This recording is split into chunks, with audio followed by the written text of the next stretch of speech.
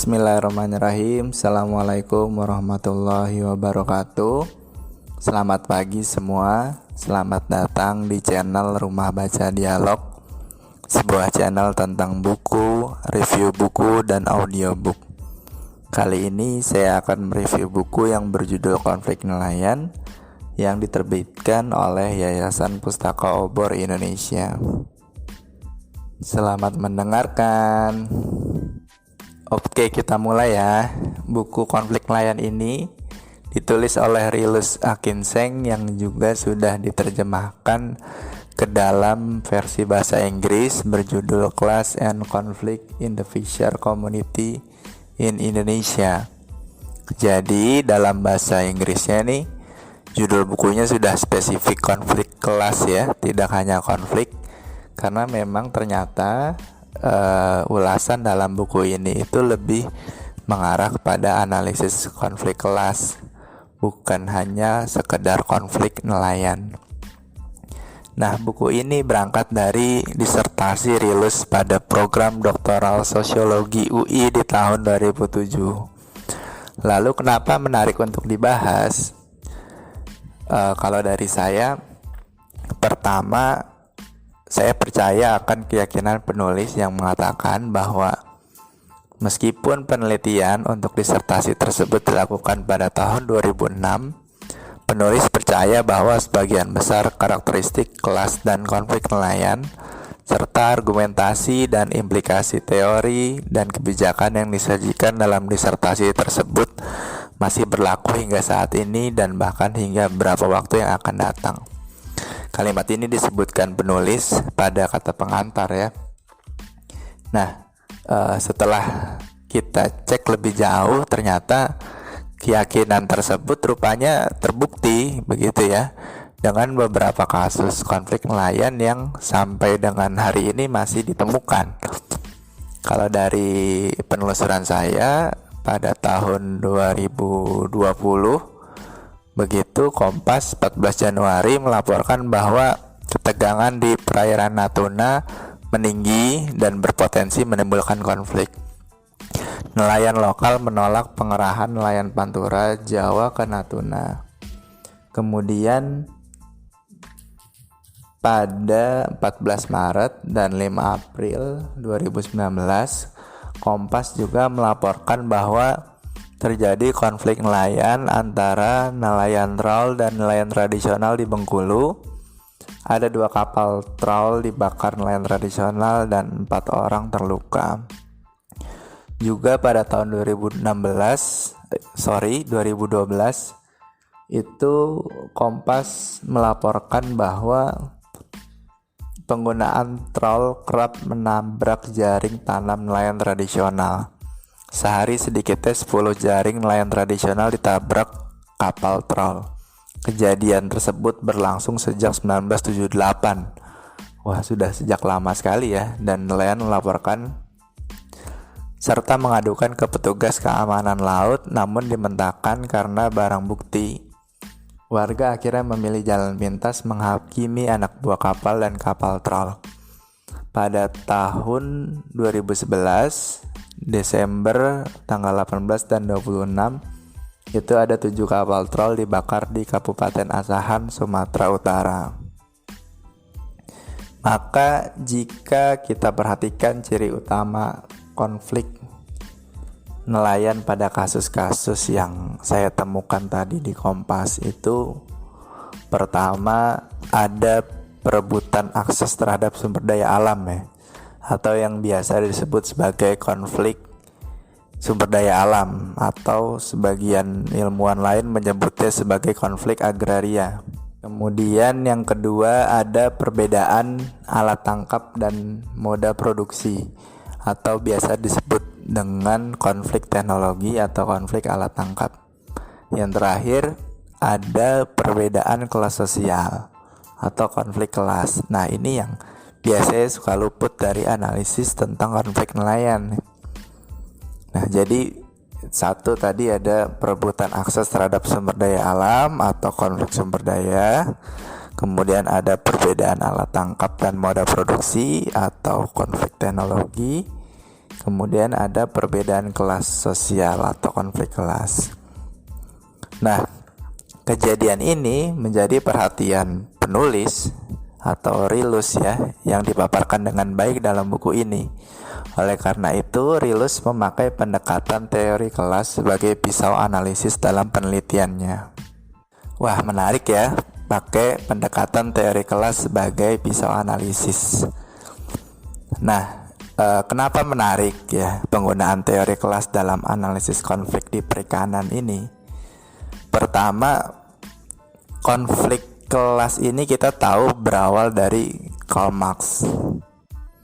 Seperti yang kita ketahui ya, yang menjadi keprihatinan dari Karl Marx adalah nasib para buruh pabrik yang masih menderita di tengah perkembangan kapitalisme yang muncul setelah revolusi industri.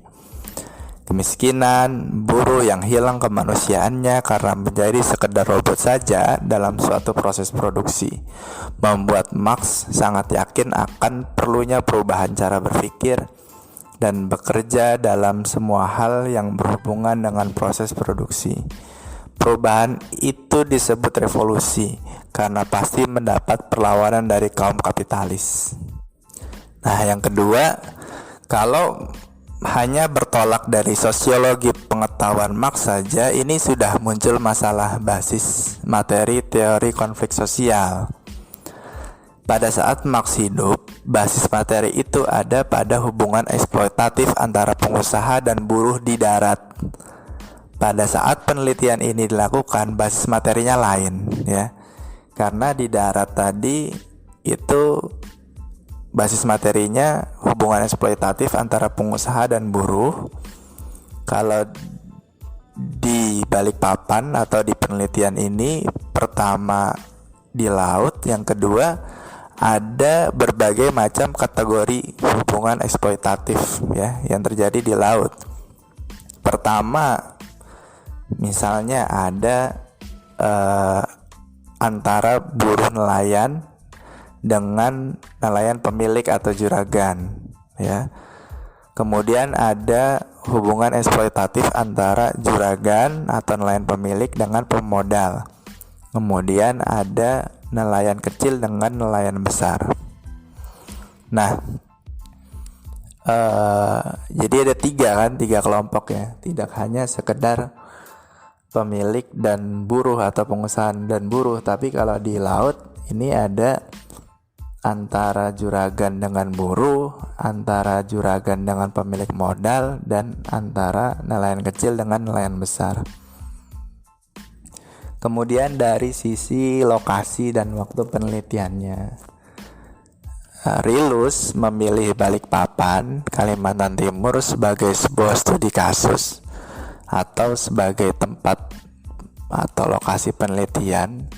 Ini dasarnya karena pada tanggal 16 Januari 2006 telah terjadi konflik yang cukup brutal di sana ya, atau para ilmuwan menyebutnya dengan violent conflict ya, antara nelayan tradisional di Balikpapan dengan nelayan dari Juwana, Jawa Tengah.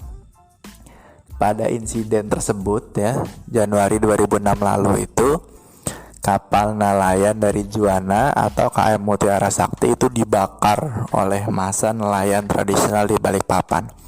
Nah, teman-teman bisa mencari beritanya di Kompas atau di Google ya. Nanti akan ketemu kasusnya kira-kira seperti apa untuk mendapat gambaran yang lebih jelas. Nah, untuk dapat memahami lebih lanjut tentang teori konflik kelas pada nelayan, maka pertama kita perlu paham dulu nih aktor dan struktur kelas pada nelayan itu bagaimana. Ya, jadi aktor pada perikanan tangkap ini umumnya ada 3. Pertama, nelayan pemilik, kemudian nelayan buruh, kemudian yang ketiga adalah pemodal. Nah, nelayan pemilik ini bisa memiliki buruh, juga bisa tidak atau bekerja sendiri ya, self worker. Kemudian ada juga nelayan pemilik yang juga merangkap sebagai pemilik modal dan tengkulak sekaligus. Ini dinamikanya kompleks ya kalau di perikanan tangkap. Kemudian selain aktor, dari aspek struktur kelas ini baik Wright, Clement maupun Rilus sendiri membagi struktur kelas nelayan menjadi 4 kelas berdasarkan jumlah buruhnya. Pertama, nelayan besar atau kapitalis. Ini menurut mereka memiliki lebih dari 10 buruh. Ini bisa dimasukkan ke dalam kategori nelayan besar. Kemudian nelayan sedang atau nelayan menengah atau nelayan kapitalis kecil. Ini memiliki 4 sampai 10 buruh. Kemudian ada nelayan kecil. Itu ada 0 sampai 3 buruh dan 0 buruh nelayan. Di Balikpapan ini juga terdapat 4 kelas tadi gitu ya.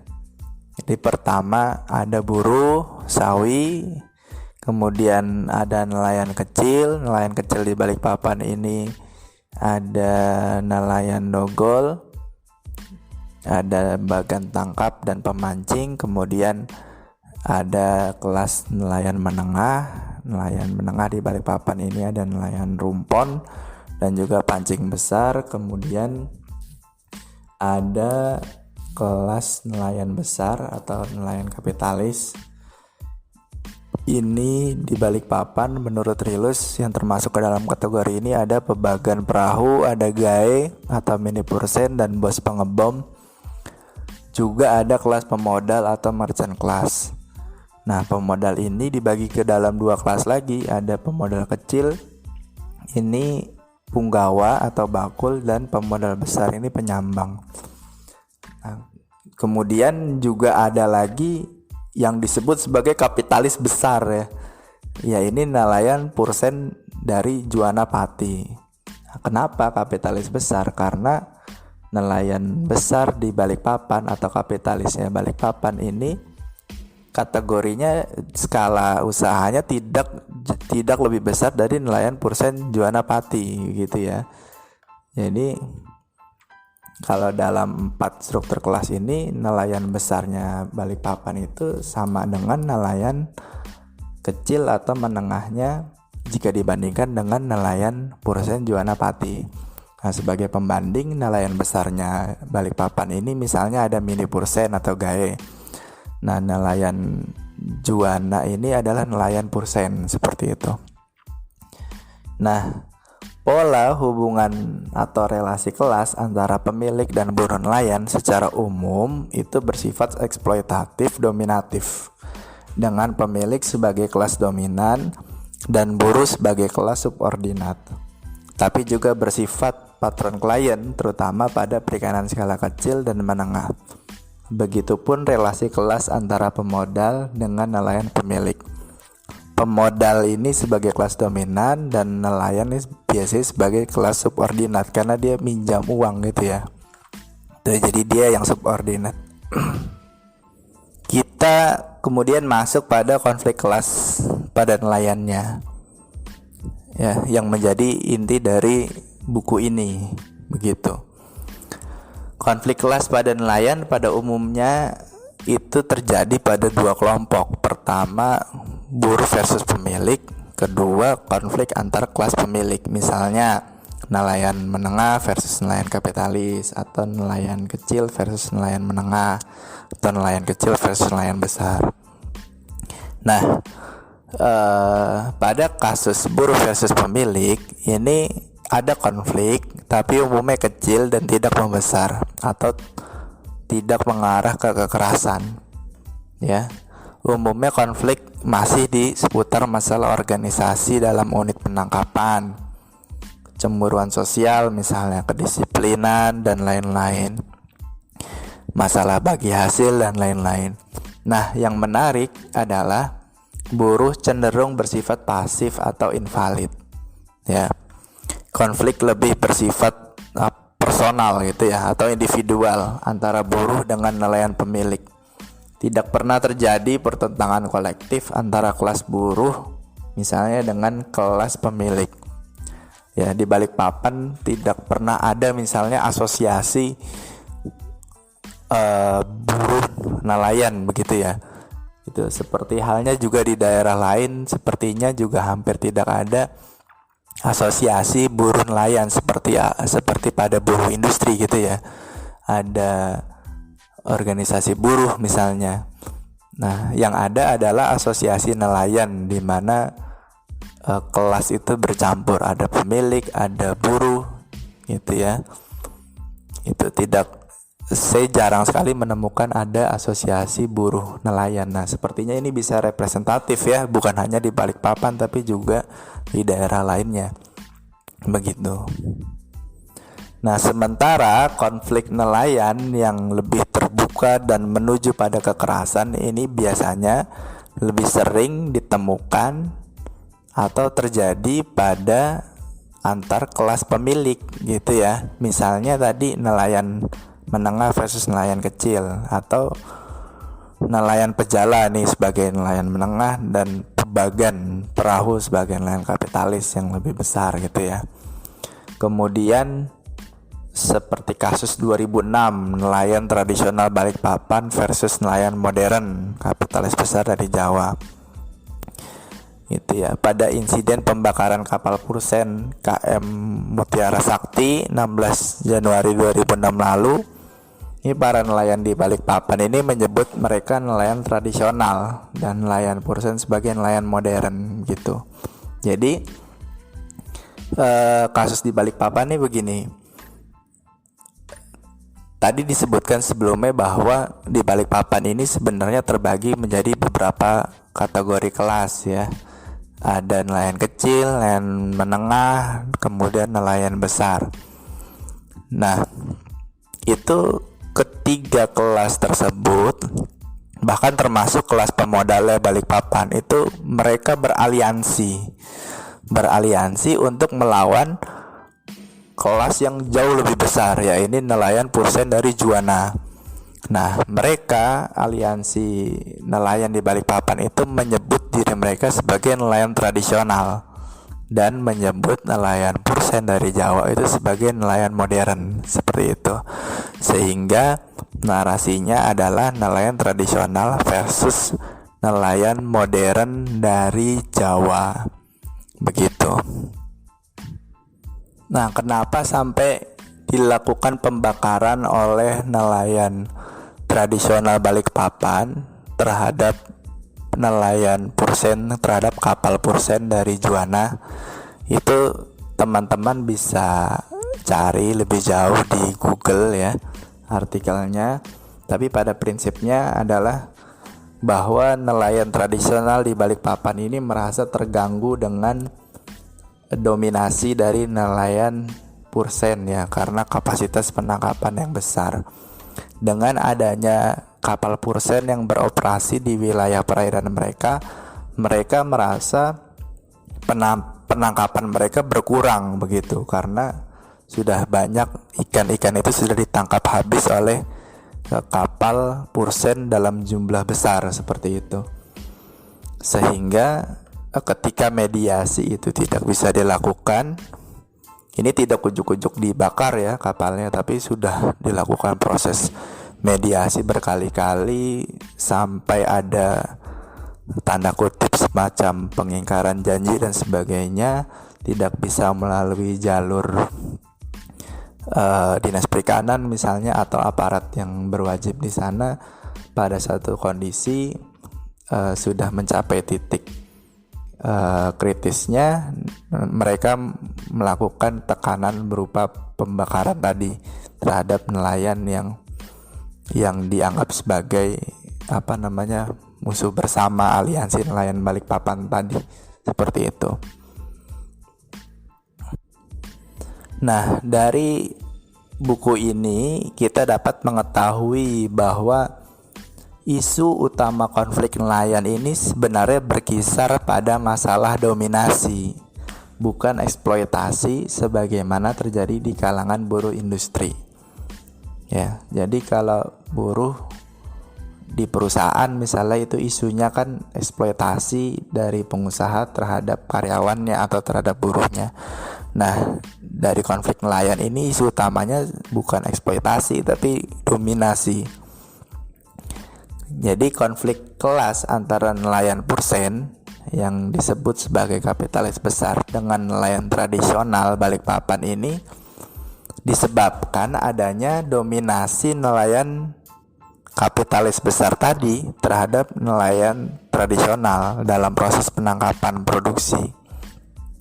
Nah, basis dominasi kelas ini kuncinya ada di tingkat teknologi gitu ya. Jadi sebagai contoh misalnya nelayan Pejala Balikpapan ini merasa jika nelayan Pursen ini ketika beroperasi maka pengaruh atau dampaknya itu terasa sampai 35 mil ya. Gitu. Jadi ketika nelayan Pursen beroperasi itu nelayan Balikpapan itu tidak bisa menangkap sekitar 35 mil dari kapal Pursen beroperasi itu yang dirasakan oleh nelayan tradisional Balikpapan. Nah, konsep ini disebut RILUS sebagai jarak dominasi. Begitu. Jadi sekalipun isu tersebut benar-benar realistis begitu ya. Karena esensi konflik kelas nelayan ini menyangkut soal sumber penghidupan, soal perut gitu, soal masalah hidup mati, maka konfliknya cenderung menjadi konflik kekerasan dan destruktif ya. Karena ada beberapa penelitian tentang konflik ini menyebut kalau konfliknya realistis itu biasanya tidak mengarah ke konflik kekerasan begitu. Tapi kalau konfliknya bersifat ideologis itu biasanya arahnya kekerasan, misalnya konflik ras gitu ya, konflik SARA maksud saya begitu ya. Tapi kalau konflik yang sifatnya penghidupan biasanya menurut beberapa peneliti sosial itu tidak cenderung menjadi tidak violent atau tidak destruktif ya, tidak ke arah kekerasan. Nah, kalau di nelayan ini berbeda ya, meskipun isu ini adalah soal material misalnya atau soal teknis penangkapan, teknis pengoperasian yang sifatnya realistis, tapi karena ini adalah persoalan sumber penghidupan mereka, ini adalah persoalan mata pencarian mereka, persoalan hidup mati mereka, soal perut mereka, maka konflik ini cenderung menjadi konflik kekerasan atau destruktif, bahkan terjadi pembakaran kapal tadi begitu. Nah, yang menarik di sini dua kelas yang dalam analisis Marxis ortodoks selalu berhadapan dan berkonflik, yaitu kelas pemilik dan kelas buruh. Di dalam konflik nelayan ini dipersatukan oleh peralatan penangkapan dan berhadapan dengan pemilik dan buruh nelayan yang berada pada peralatan penangkapan di kelas yang lain. Gitu ya. Jadi nelayan besar versus nelayan kecil gitu ya. Jadi kalau di industri misalnya itu umumnya konflik itu terjadi antara pemilik dan buruhnya. Kalau di nelayan ini pemilik dan buruh ini dipersatukan oleh kapal gitu ya. Kita sebut saja kapal atau alat tangkap yang lain ya. Versus pemilik dan buruh nelayan di kapal yang lain yang lebih besar misalnya gitu. Nah, sehingga konfliknya bukan buruh dan pemilik, tapi nelayan besar versus nelayan kecil. Seperti itu. Nah, sekian review buku dari konflik nelayan. Untuk mendapatkan pemahaman yang lebih menyeluruh mengenai buku ini, teman-teman bisa baca slide PowerPoint dari diskusi tentang bedah buku ini di forum kajian perikanan. Sayangnya rekamannya nggak ada ya teman-teman ya. Kemudian teman-teman juga bisa langsung baca bukunya ya, untuk bisa dapat pemahaman yang lebih menyeluruh seperti itu. Selamat membaca. Salam.